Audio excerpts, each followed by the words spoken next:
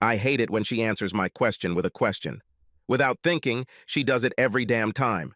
No matter what the question or answer is, she answers my question with a question. She always does this. Megan, what are we having for dinner? Does this look like what I cooked? Megan, where do you want to move the chair?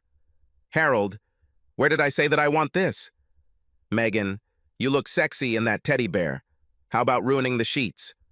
What, don't I look sexy in my flannel pajamas? No matter the topic, my questions are always answered with a question.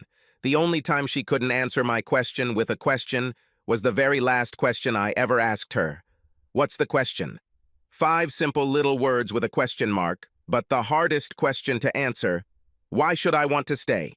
This was the only question she didn't have an answer to. The bad thing was that I knew she couldn't answer that question. Cheaters can never do this. They may give you the typical bullshit, but when it comes down to it, they don't know the answer. It just makes them see the truth. From the very beginning, I should have known it would come to this. My marriage was doomed from the start. I should have just listened to my father and followed the rules. My father taught me 10 rules by which a man should live. 1. Life is fun until you ruin it. 2. Work hard only when you don't want to. 3. If you want to know what your wife will look like in 20 years, look at her mother. 4. It takes a strong woman to be a good mother. 5. Friends are a dime a dozen, but true bros are forever. 6. Never give your wife all your money. 7. Cheating pussy is worth half, no matter what the judge says. 8. Appearance fades, but beauty lasts forever. 9. If something looks like a duck, walks and shakes like a duck, then it's a fucking duck. 10. There is no bitch worth dying for or going to jail for. So always plan, figure out the best way to get revenge and don't leave any fingerprints. My dad always said that if mom disappeared and her purse remained, it was one of 2 things. She ran away, or he drove her away. If he sends her away, her purse will remain because he won't give her anything. My father always spoke loud enough for my mother to hear him. Son, she will leave with what she entered into this marriage with and nothing else. I've always wondered what makes a person so tough. This was one of the little life lessons I learned later. I've never been a fan of telling my life story, so I won't. But I'll tell you about it briefly. I was born in North Texas to a good family, and my dad kicked my ass every day. When I deserved it, and sometimes when I didn't. My mother was the foundation of our family. My sisters Kelly and Ann were always there for me and my little brother Carlton. Carlton is a jerk, but overall a good brother. Then there's Megan. I met Megan in 8th grade. She had big teenage breasts, and for me it was love at first sight. We didn't meet until my 2nd year of college. From that moment on, she was my girlfriend.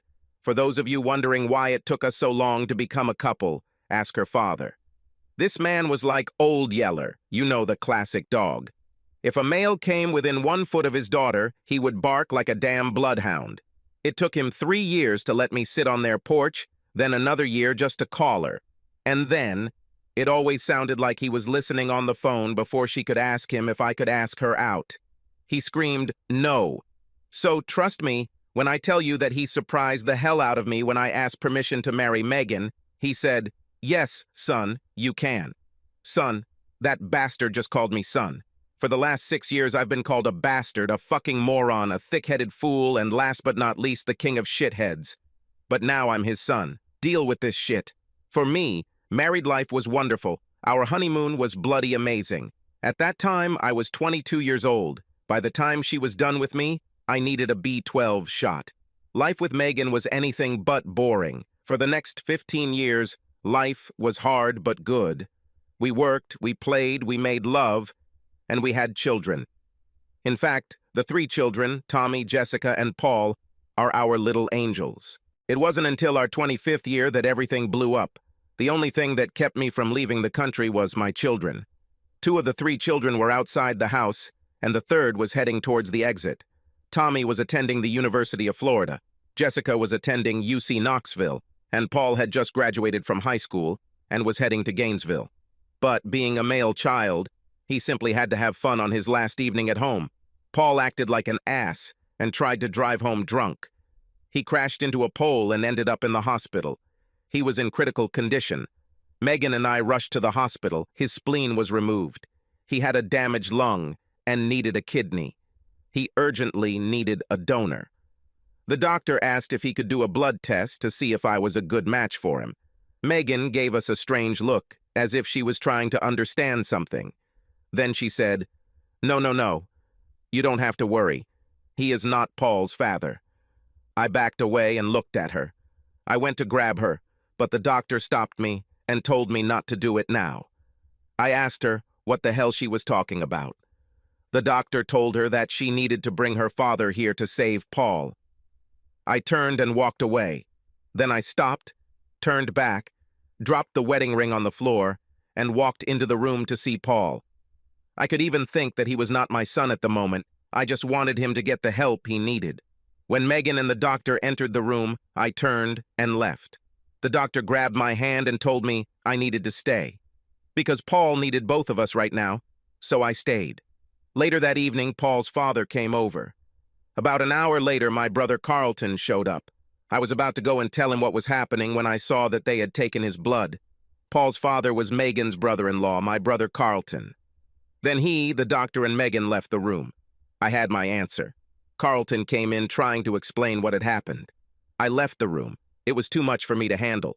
When I walked out into the waiting room, Carlton's wife, Abby, was sitting there with her head in her hands, crying. I didn't know if it was because of Paul or because she found out about Carlton and Megan. It didn't matter either way. Both issues were ruined. The doctor came over and asked if he could talk to me for a second. He told me that I needed to pull myself together and be there for Paul and Megan. They'll need me. I asked him, "How can I do this? You're such a big fucking man. Tell me, how can I be close to this cheater? Did she just tell me that my son is my nephew? She cheated with my brother for God knows how long. But we've known about this for at least 18 years, because Paul is his son. And what should I do with Carlton? I can no longer call him my brother. What kind of brother is this who has his brother's wife and leaves him to raise the children? But since you are a doctor, maybe you can give me something for this. Maybe you can get me some glasses to detect unfaithful wives. Do they have a pill after an affair? Get my cheating wife and my brother out of my life? Maybe you know a way to erase her from my memory." That's what I thought. So get the hell out of my way and try to correct Paul. You can't help my marriage or my life. Doc shook his head, then turned and walked back to Paul's room. I walked up to Abby and asked what Carlton told her. She said that all 3 of my children are his children. Carlton said Megan told him I was infertile. This was new to me, and how could she know? I was in the hospital for only one reason, and I was 10 years old at the time. Something was happening, and I needed to find answers. It was 11:30 the next morning before the doctor told us Paul would be fine. Carlton's kidney was a perfect fit. I headed towards the exit when Megan and the doctor ran up to me just as the door was closing. Megan went to grab me when the doctor stopped her. I would spit in her face. Megan asked where I was going. What about our son, Paul? I thought it was funny. Our son. I turned and left. I got home around 2:30 p.m. after a quick stop at Home Depot to pick up a couple sets of locks. I changed the locks on the house, then I started packing Megan's clothes. I had 4 bags packed before I received the first call. It was her father who wanted to come over and talk before I did something stupid. Some people like what I asked him. Come on, Dad, what reason do I have to do something stupid? Before he could say another word, I hung up. As I was packing Megan's things, it got me thinking about Paul and everything that had happened. This made me think back to all the long discussions in psychology class. Nature versus nurture. Did DNA make Paul my son? Of course, in my heart, he was mine. From the first moments of his life, from his first steps, from the moment he first caught a soccer ball, his first fight, his first date, his first kiss, talking to him about the birds and the bees, all this made him my son, didn't it? But when he really needed his father, the truth was that I wasn't. I wasn't. When he needed blood and kidneys, both of which I would have gladly given him, I couldn't. At a time when he was truly in need, I could only sit there helplessly, because Megan turned out to be a liar. The moment the doctor said he needed a kidney, he was not my son. My family name would continue, but what about my branch of the family tree? There would be no Harold Paxton branch. Of course, there were 7 sprouts on Carlton's branch. The 4 children he had with Abby and the 3 children he had with Megan made Carlton the family stud. I had to stop thinking for a while because I was giving myself a break. I went to the refrigerator, grabbed a beer, and sat down in my deep chair. I had just turned on the TV when I heard some cars approaching. I didn't move. I sat there, drank my beer, and listened to them knock on the door. It sounded like there were 4 or 5 people there. They had been knocking for about 10 minutes when Megan arrived. I think it was my father who told her to open the door with his key. I bet they were very surprised when her key didn't work. After I finished my beer, I grabbed the gun from the table, walked over, and opened the door. I asked my father what they wanted. My father asked why I had a gun. I told him that this was done to prevent uninvited guests from entering. I asked them again, what did they want? My father was a company representative, and he asked if they could come in and talk to me. I told them, of course, while Carlton and Megan weren't with them. Megan sat on the porch and cried while Carlton was about to show me what kind of a man he was. That was until he heard me pull back the slide on my Desert Eagle. I think that was the moment when they realized that things weren't going to go the way they thought. So for the next 2 hours they chatted, everyone knew except Abby and me. I couldn't believe that these people were my relatives. My father, the man who taught me how to deal with a cheating wife, now wanted me to live with her. It's strange how being a grandparent can cloud your thinking. Son, she did what she had to do. Give you the family you wanted. You need to calm down and understand how Megan felt. I didn't do that and didn't intend to try. I've had enough. Fuck them all. I will never understand how a woman who wants a child can have any reason to go out and cheat in order to achieve her goal. With all the bullshit they were saying, and it was just bullshit, about how I had to think about the kids and how to keep the family together. They told me all this bullshit about how women can't pass out when they can't have children, and that women are emotional creatures and need procreation. Then they hit me with this blessing from above. That's when I couldn't stand it and told them all to get the hell out. She's a fucking cheater and gave birth to my brother's children. This is a blessing. If this is a blessing, then I need to change my beliefs. Turns out my mom told her I couldn't have children because I had yellow fever when I was 10. She told Megan, but forgot to tell me. What a mom. After I put them all out, about an hour later, the children appeared. They told me that Megan called them but told them to come to her parents' house first. They came home first. I spent the next hour explaining to them what happened. I held nothing back. Jessica didn't believe it. She called and made an appointment to have blood drawn for DNA testing. Then she was going to see Megan. Tommy said it didn't matter because I was his father no matter what. But he went along with Jessica's plan because he needed to know. The next day we all went to the hospital and had Paul checked and then had his blood drawn. After that, Jessica went to visit Megan. Tommy and I watched Paul for a few hours and then returned to the house. Needless to say, the situation in the house was very tense over the next few days. On the 3rd day, we received a call from the hospital. The results were received. It turns out that only Jessica was mine. There were so many blank shots that Tommy got angry and left because it meant Megan had been cheating since the 2nd year of our marriage. Less than 2 years later, she became pregnant with Tommy after 18 months. I filed for divorce the same day the result came back. I gave my lawyer the DNA results. I didn't want 50-50, I wanted everything. You see, I am a firm believer in equal rights. When a man cheats, everyone shouts, "Get him dry cleaned." Don't be mad, get everything. But when it's the man who's being cheated on, it's, "What did you do? Are you sure it might be hormones?" You need to get her some help instead of divorcing her.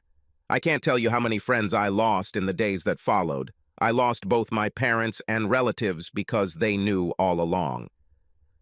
At the final meeting, Megan asked for 30 minutes alone. After 25 years of marriage, 23 years and 4 months of lies. But who's counting? I could sit down and hear another lie. Even during our last meeting, everything was in doubt. "Harold, Haven't I been a good wife to you? Harold, think. Have you missed anything? After all the love we shared, do you really want to tear us apart? I mean, really? Harold, why do you want to leave? I gave her 30 minutes. But in the end, I asked her one question. It was an easy question, but it was the only one she didn't have an answer to. I spent the next 10 minutes summing up everything that had happened in the last 2 years of our marriage. Then I asked Megan, why should I want to stay? Then I got up and left.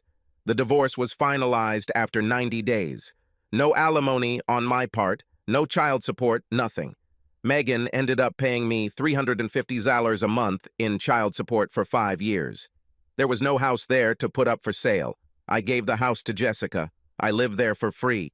When it comes to our finances, I had no job and therefore no salary.